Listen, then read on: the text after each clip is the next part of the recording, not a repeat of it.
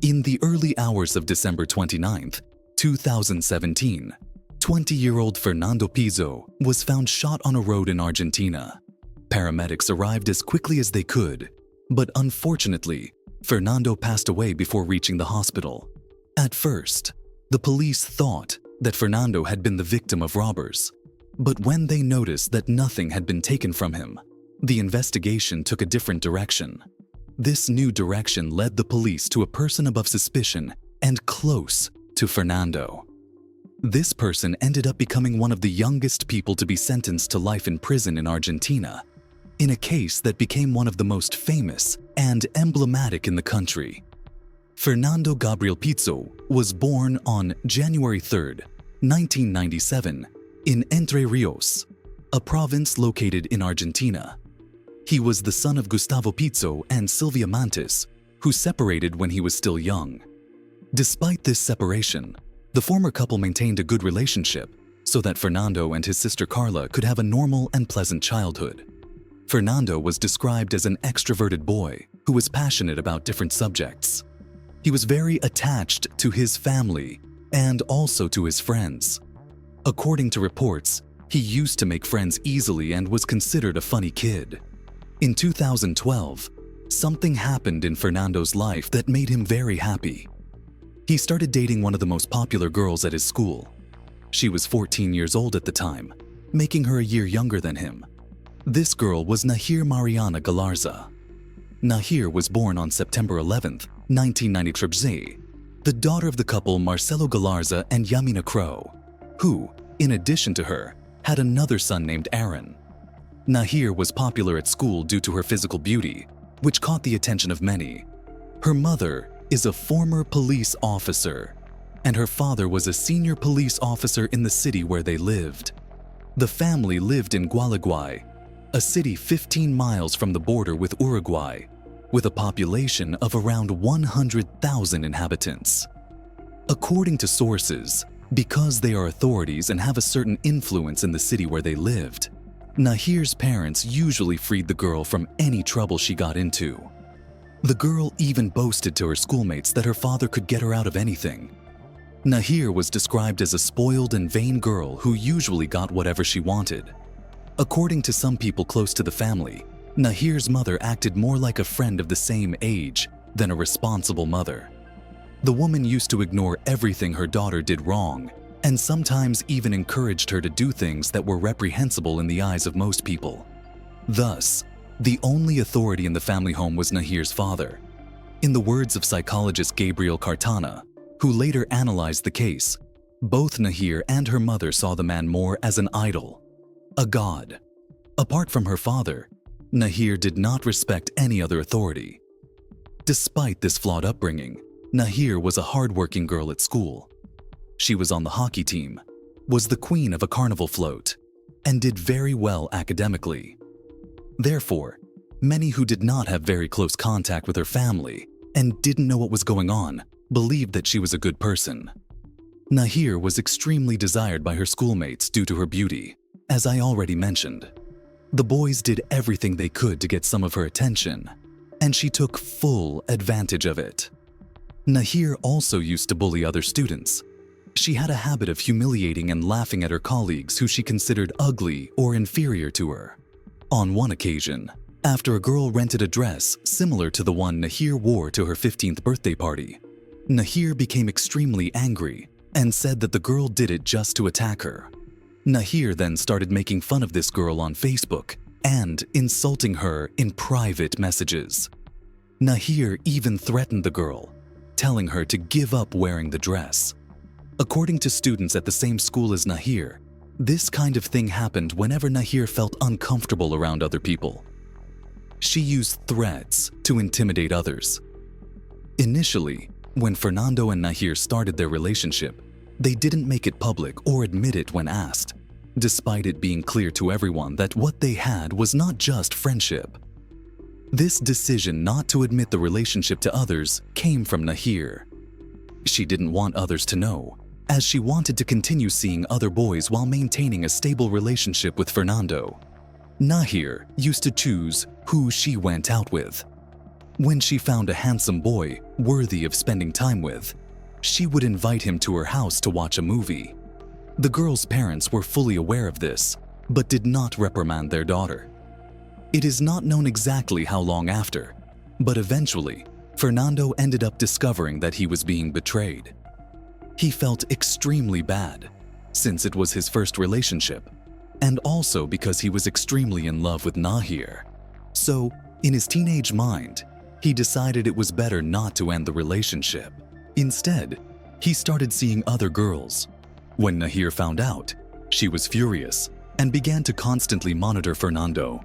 The girl searched his cell phone all the time to see if he was talking to another girl, and also tried to stop him from going out with his friends.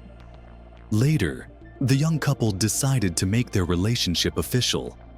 This made Nahir's parents relieved, as their daughter would no longer take other boys home. Her parents even gave some support to their daughter's relationship with Fernando, as they believed that Fernando was responsible and that this would make Nahir less rebellious. In 2016, Nahir's parents decided to take a trip to Brazil, a country that borders Argentina. They were going to take Nahir and took the opportunity to invite Fernando to spend the holidays with them. At that time, the young couple's relationship had lasted for some time and was more consolidated. Statements on social media and photos showing the two always together were frequent and gave an air of good coexistence. However, this did not last long, and problems began to arise in the relationship again. It is said that the betrayals between the two still continued, and they fought all the time. They separated and then got back together, which made the relationship between the two increasingly unstable. In 2017, after completing high school, Nahir began studying law at the University of Concepción del Uruguay.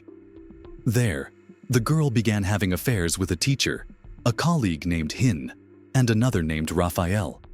She even told her friends that she was dating Rafael. All this while maintaining her relationship with Fernando. At that time, Fernando's friends, who already knew all the troubled history involving the couple, encouraged him to end the relationship. But Fernando didn't want to listen to his friends and continued with the relationship. At the end of 2017, more specifically in December, Fernando realized that his relationship with Nahir would never work. With that, he started giving signs to the girl that he no longer wanted to date her. Upon noticing these signs, Nahir told Fernando that if he left her, he would get hurt. To intimidate her boyfriend, Nahir took advantage of the bruises on her body, which she had acquired playing hockey, to spread the rumor that Fernando had attacked her. She also insulted and threatened him whenever she suspected he had met another girl, even though she constantly cheated on him. On December 25th, 2017, something happened that made Fernando finally make a decision about the relationship. On Christmas night, upon arriving at a nightclub, the boy found Nahir kissing her other boyfriend, Rafael. Fernando then faced them while Rafael walked away, and Fernando and Nahir began to argue. Fernando was very upset and held the girl by the shoulders, which made people around, who were watching the argument, believe that he was actually attacking Nahir. In the midst of the confusion, a friend of Nahir's, named Saul Martinez, who was accompanying her to the nightclub, joined the argument and punched Fernando in the face, demanding that he move away from her friend. After that, Fernando was expelled from the nightclub, and according to reports, he was devastated, crying and unhappy with the whole situation. That same day, a few hours later, Nahir and her friend Saul went to Fernando's house, where they began attacking him in various ways with blows and punches. While attacking him, Nahir said that he shouldn't dare to react because her father was a police officer. When they finished the attacks, the girls realized that he was recording with his cell phone, and so they forced him to delete the video. Later, Fernando reported to a friend that he almost lost consciousness due to the attacks he suffered. He said what hurt him most were the horrible things the two girls said about his family. A few days later, Fernando told Nahir's aunt what had happened. Nahir's aunt knew the type of person Nahir was, and Fernando believed that the woman would side with him. The woman initially believed Fernando and sided with him, but after talking to Nahir, the woman went back and said that everything Fernando had told her was a mere invention. In the following days, Fernando became increasingly worse. He was distraught and devastated by what was happening. His friends then encouraged him to change cities and start college to begin a new life away from Nahir and all that history. Fernando liked the idea, and that month, December, he signed up for a college in another city, where classes would begin in March of the following year. However, something terrible would happen, and Fernando was unable to start college. On December 28, 2017, Fernando would have his last conversation with Nahir. Apparently, he wanted to end the bond the two had once and for all. In the conversation, he allegedly told the girl that he wanted absolutely nothing more to do with her, and that he was going to start a new life. In the early hours of the next day, around 2 a.m., Nahir went to Fernando's house, saying she didn't want to lose him and asking to spend the night with him, even if it was for the last time. Fernando accepted the request, and the two went to spend the night at Nahir's house. According to sources, Fernando stayed at the girl's house for around 3 hours and had intimate relations with her. After that, he said goodbye and left her house, heading toward his motorcycle. Nahir then accompanied him and asked if he could do one last favor for her, which was to give her a ride to her grandmother's house. Fernando agreed and waited for the girl to enter the house and return inside. Inside the house, Nahir took an M.I.M. pistol that belonged to her father and hid it in her pocket. Halfway through, in a dark and remote place, Nahir asked Fernando to stop. Fernando naively obeyed the request, while Nahir got off the motorcycle and shot Fernando in the back. The shot caused him to fall to the ground next to his motorcycle. To ensure that Fernando would not survive, Nahir approached him and shot again at point-blank range. After that, Nahir started looking for the capsules at the crime scene to avoid leaving evidence, but she was unable to find them all. Later, the police would find one of these capsules near the crime scene. A taxi driver passed by the crime scene at the exact moment Nahir was collecting the capsules. However, he said he saw a guy lying down with a girl crouching next to him and thought at that moment that it was nothing serious. After the crime, Nahir returned to her house on foot. She was caught on a security camera at 5:22 a.m., walking calmly. When she got home, she put her father's gun back in its place, took a shower, and went to sleep. A few minutes after Nahir left the crime scene, the same taxi driver who had passed by the scene minutes before returned there and saw Fernando lying alone in the middle of the street. The taxi driver then stopped his vehicle, got out, and went to see what had happened. As he approached Fernando, the taxi driver realized he was badly injured and quickly called emergency services. But despite help arriving quickly at the scene, Fernando did not survive and ended up dying before being taken to the hospital. The crime occurred on a road a few miles from the victim's home. Initially, as soon as they received the first information about the crime, the police believed that Fernando had been the victim of a robbery. However, as soon as they arrived at the scene of the crime to begin investigations, the police realized that none of the victim's belongings had been taken. Fernando still had his cell phone, his wallet, his money, and his vehicle was still at the scene. Therefore, the police decided to follow another line of investigation, in which the criminal's objective was simply to take Fernando's life. A few hours after the police began investigations, news about the crime began to spread throughout the city of Gualeguaychú. In a short time, almost all residents were aware of what had happened to young Fernando Pastorizo, just 20 years old. Before receiving the news of what had happened to her son, Sylvia, Fernando's mother, called Nahir to ask if she knew where he was, as Fernando had not returned home. Nahir obviously lied and said that the last time she saw Fernando was around 11 p.m. A few hours later, Sylvia received a call from the police informing her of what had happened to her son. The woman, along with Fernando's father, was devastated. As soon as the news about what had happened to Fernando began to spread, Nahir took advantage and made a post on her social networks, regretting what had happened. In that same post, Nahir wrote that despite the ups and downs of her relationship with Fernando, he was always the love of her life, and she would love him forever.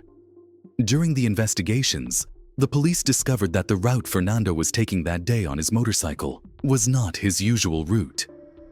Fernando did not usually drive on that road, and this made the police believe that the victim was lured to that location. Still, during the investigations, Nahir was called to give a statement, as she was one of Fernando's closest people. In conversation with the police, Nahir suggested that the person responsible for the crime could be a relative of Fernando or one of his best friends who worked as a police officer. Throughout Nahir's testimony, the police noticed that she spoke very coldly and did not seem at all shaken by what had happened to Fernando. From that point on, the police began to suspect her, but theorized that Nahir had hired someone to take Fernando's life. In the police officers' minds, Nahir did not have the courage to commit the crime directly, but she hired someone to do it. A few days later, an arrest warrant was issued for Nahir, as she was considered the main suspect in the crime. The girl appeared at the police station accompanied by a lawyer, and in her new statement, she only said that she did not know who could have committed the crime. Days before, she had confessed to her parents that it was she who took Fernando's life. And from then on, her parents began to think of a way for their daughter to get away with it. It was Nahir's father who hired the lawyer who appeared with her at the police station after authorities issued a warrant for her arrest. According to sources, this lawyer was one of the best in his field. As in Argentina, the penalty is greater when the criminal has some relationship with the victim. Nahir's defense strategy was to try to convince the authorities that she had no relationship with Fernando. In one of her new statements, Nahir said that she only went out with the victim and that they never had anything more than that. The criminal's father himself tried to corroborate this story, and in a press interview, he said that his daughter and Fernando were never lovers. According to him, the two had known each other for 5 years, but had never had a relationship. This statement, as said before, was a strategy for Nahir to face a crime of simple homicide, which can have sentences between 8 and 25 years in prison, instead of aggravated homicide by bond, which can lead to life in prison. Nahir's father also told the Argentine press that Fernando constantly mistreated his daughter. According to him, more than once, he and his wife found Nahir very injured, but the daughter always made an excuse, saying that she had been hurt in another way. He said he later discovered that it was Fernando who beat his daughter. However, the entire story that Nahir and Fernando did not have a relationship was disproved after the police discovered photos of the trip that the family took together with Fernando to Brazil. In addition to photos, there were also several videos showing Fernando and Nahir swearing love. When this evidence contradicted her, Nahir changed her version once again. She said that she had a relationship with Fernando, but that he constantly attacked her, and that on the day of the crime, Fernando took her father's gun and forced her to go with him on the motorcycle. According to her, at that point on the road, Fernando lost control of the motorcycle, and they fell. With that, she managed to take the gun away from him. When she accidentally fired the gun, hitting Fernando in the back, she said she was scared and didn't know what to do, so she ended up shooting Fernando again by accident. Although the version given by Nahir was quite fanciful and full of holes, several people supported it. Campaigns led by her friends were launched on the internet calling for her freedom. Subsequently, several feminist groups held protests demanding Nahir's release. In the meantime, Nahir asked her friend, Sol Martinez, to testify on her behalf and confirmed that Fernando constantly attacked her.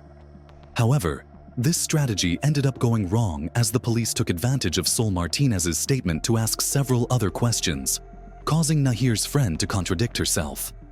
Fernando's close friends were also called to give evidence, and most of them said that Fernando suffered a lot at Nahir's hands. These friends also told about the day Nahir and Sol Martinez beat Fernando. Throughout the process, Nahir was treated like a celebrity by the Argentine media. Her name was trending on every network in the country, and it seemed like she liked it. The case had enormous repercussions throughout Argentina and also in other countries in South America. Fernando Pito was buried in the Gu cemetery in a ceremony attended by hundreds of people. In June 2018, the trial of Nahir Galarza began in court. Nahir's defense continued formulating new narratives to try to convince everyone that Fernando was violent. However, the defense did not count on a turnaround that not only surprised the defense, but also the prosecution. Gabriel Cartana, the psychologist hired by Nahir's defense to carry out a clinical analysis and determine that Nahir did not have a relationship with Fernando and that she suffered violence from him, ended up turning against the defendant. Gabriel told the court that Nahir was an extremely spoiled and manipulative person, that she did have a relationship with Fernando, and that she never suffered violence from him. After this statement, Gabriel was dismissed by the defense and prevented from disclosing his clinical reports regarding Nahir. The defense still tried to reverse the situation, but it was unsuccessful. Everything indicated that Nahir would be found guilty and convicted of the crime. It was then that, on July 3, 2018, Nahir Galarza was found guilty and sentenced to life in prison for the crime against Fernando Pito. The criminal must be imprisoned for at least 35 years before being eligible for parole. A few days after Nahir Galarza's conviction, several feminist groups held protests in several cities in Argentina, demanding that the criminal sentence be reviewed. However, these protests had no effect, and the sentence was maintained.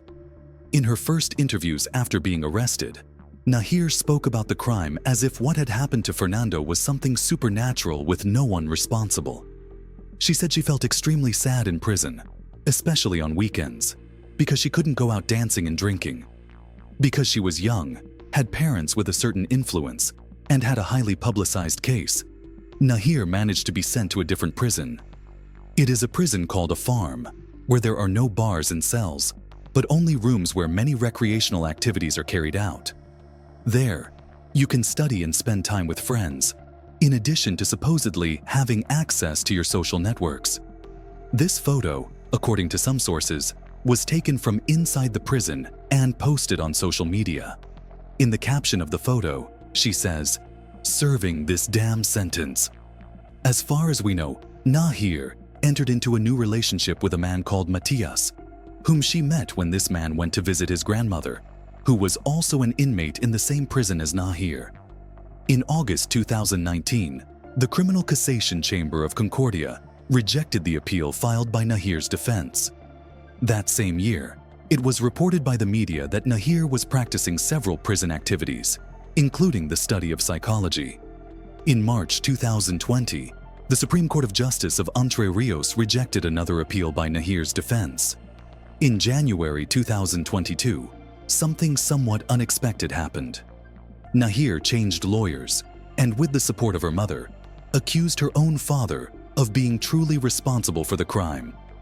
Nahir claimed that it was her father who took Fernando's life, and in order to avoid going to prison, he asked his daughter to take responsibility for the crime, saying that, with his influence, he would soon get her out of prison.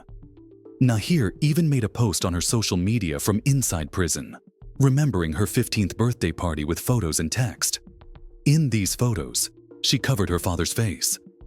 In that same post, Nahir wrote that her 15th birthday party was an unforgettable day. However, something marred her party, and from that point on, she would enter a nightmare. Nahir was referring to her father in this post. After this accusation by his own daughter and with the support of his wife, Marcelo divorced and decided to isolate himself. The man left the police, lost more than 33 pounds, and went to live on a small farm in Gualeguaychú. In a statement, Marcelo said that he was destroyed, that his family was taken from him, and that everything was very difficult. Currently, Marcelo is dedicated to raising chickens and only keeps in contact with his son, Aaron, who, according to him, has been very supportive. According to authorities, there is no indication that Marcelo Galarza is the perpetrator of the crime that killed Fernando Pito. These allegations by Nahir and her defense are clearly a desperate attempt to free the criminal from jail. Another strategy that was reported by some media outlets was that Nahir was supposedly pregnant, but this pregnancy did not continue. In May 2024, the film Near was released on Amazon Prime Video. According to some critics, the film is completely distorted and tries to turn Nahir Galarza into a victim. Despite being based on real events, the story was changed so much that everything became mere fiction. Currently, Nahir Galarza is incarcerated in a women's prison in Argentina and is the youngest woman in the country's history to be sentenced to life in prison.